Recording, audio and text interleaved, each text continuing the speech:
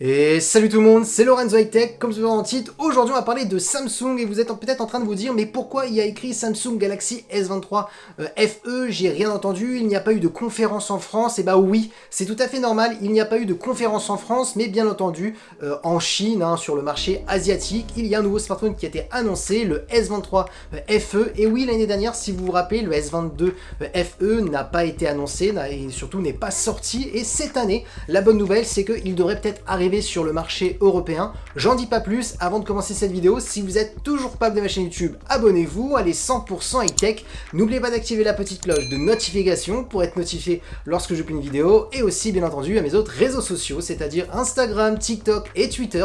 Tous les liens seront en bas dans la description. Du coup, avant de commencer par parler du design et des caractéristiques de la face avant, petit rappel des gammes FE. Pour les gens qui ne connaissent pas cette gamme chez Samsung, FE ça veut dire Fan Edition. C'est très simple. Il y a quelques années, Samsung a posé pas mal de questions aux fans de Samsung, à ses clients, en demandant qu'est-ce qui pourrait vous intéresser d'un smartphone haut de gamme pour baisser le prix, quelles sont les caractéristiques qui vous intéresseraient et que vous voulez garder. Donc du coup, ils ont créé des smartphones FE, donc c'est des smartphones premium, mais bien entendu avec des caractéristiques un petit peu en dessous par rapport aux vraies gammes haut de gamme, donc c'est-à-dire au lieu d'avoir un dos en céramique ou en verre, on va être plutôt sur du plastique. Par contre, on va essayer de garder des gros processeurs parce que les clients de Samsung ont expliqué qu'ils voulaient quand même avoir des processeurs élevés, avoir des bons écrans, donc voilà. Pour vous expliquer un petit peu comment fonctionne la gamme FE de Samsung, c'est récent, ça date pas de 10 ans, je crois que ça fait juste 3-4 ans. Par contre, l'année dernière, malheureusement, on n'a pas eu le droit de Samsung Galaxy S22 FE, on ne sait pas pourquoi, mais cette année, c'est déjà été annoncé, mais que pour le marché asiatique pour l'instant, mais normalement, ça devrait quand même sortir pour le marché français, et c'est pour ça que je vais vous en parler tout de suite. Maintenant, commençons par le design. Alors ce Samsung Galaxy S23 FE Fan Edition retrouve un petit peu le même design que le Samsung Galaxy S23, alors bien entendu avec des matériaux un peu moins nobles, On a un dos bien entendu en plastique, mais un plastique bien entendu renforcé. On a une face avant par contre plutôt bord à bord, on va pas se le cacher, plutôt jolie. Donc voilà, on récupère un petit peu les designs des S23. Maintenant on va attaquer les caractéristiques bien entendu de la face avant. On a une diagonale de 6,4 pouces avec une très bonne définition Full HD+.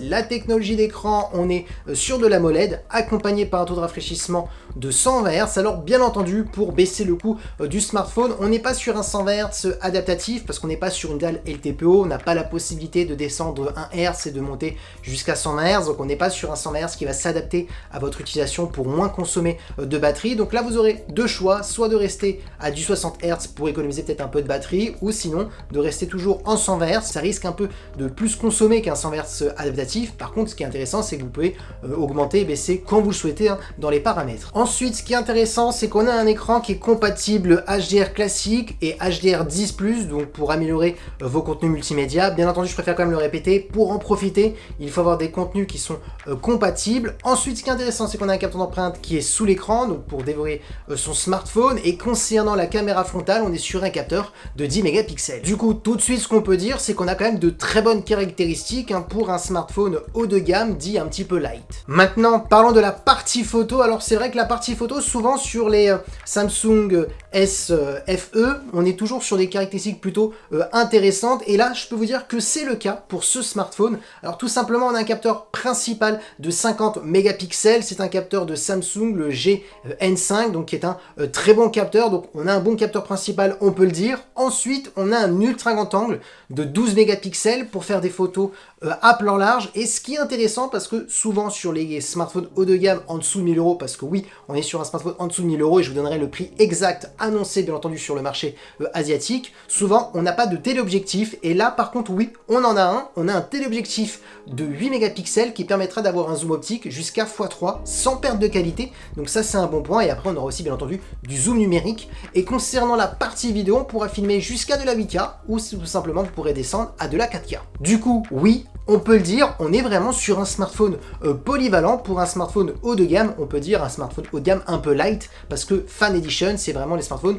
où on essaye de mettre le meilleur rapport qualité-prix en termes de caractéristiques, mais à un prix toujours un petit peu en dessous des smartphones haut de gamme habituels de Samsung. Maintenant, parlons de performance. Alors vous aurez 8 Go de RAM accompagné du processeur de Samsung qui est l'Exynos 2200. Alors petite info qui aurait fuité, si bien entendu ce smartphone arrive sur le marché français, on aurait le droit à un processeur de Qualcomm, le Snapdragon 8 Gen 1, donc qui est un équivalent au processeur d'Exynos. Donc on a un bon processeur haut de gamme pour faire tourner des gros jeux vidéo, des applications gourmandes. Bien entendu, on ne sera pas sur des grosses performances comme les Samsung Galaxy S23, on ne pourra pas avoir le Snapdragon 8 Gen 2, mais franchement, on va pas se le cacher, pour un smartphone qui est quand même bien en dessous des 1000 euros, je donnerai le prix à la fin de vidéo, ça reste toujours très intéressant. Bien entendu, on est sur un smartphone aussi qui est compatible 5G. En termes de stockage, on parle de 128 et 256 Go, donc vous aurez deux possibilités. On a aussi un smartphone qui est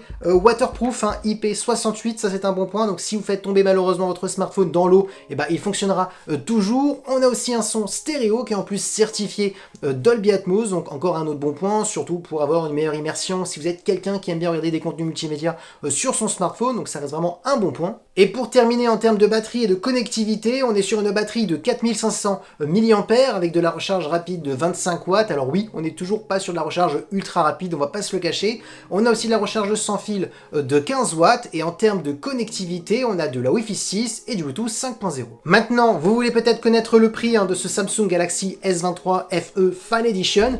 Et ben il a été annoncé à 599 $, donc un prix vraiment très intéressant, on va pas se le cacher. Alors maintenant, si ce smartphone sort sur le marché européen, il coûtera un peu plus cher, mais attention, bonne nouvelle, tous les Samsung Galaxy FE Fan Edition ont toujours été entre 600 et 700 euros, jamais au-delà, parce qu'on est vraiment sur des prix, on veut être en dessous un petit peu des Samsung Galaxy S23 classiques, c'est tout à fait normal, parce qu'on baisse un petit peu les performances, on baisse un petit peu la qualité des matériaux, donc il faut bien que le smartphone coûte moins cher, il peut pas coûter plus cher qu'un S23 Pro par exemple, donc du coup, ça reste pour ma part très intéressant au niveau de la partie photo par rapport au prix, très intéressant au niveau, bien entendu, de l'écran, des performances, donc on est quand même sur un smartphone qui est plutôt bien équilibré un peu partout. Après oui, je sais que les personnes qui veulent le meilleur processeur, ça ne sera pas le cas sur ce Samsung Galaxy S23 Fan Edition, mais je le rappelle, on est sur un haut de gamme un tout petit peu light, j'aime bien utiliser ce mot, c'est-à-dire qu'on enlève quelques petites caractéristiques pour quand même baisser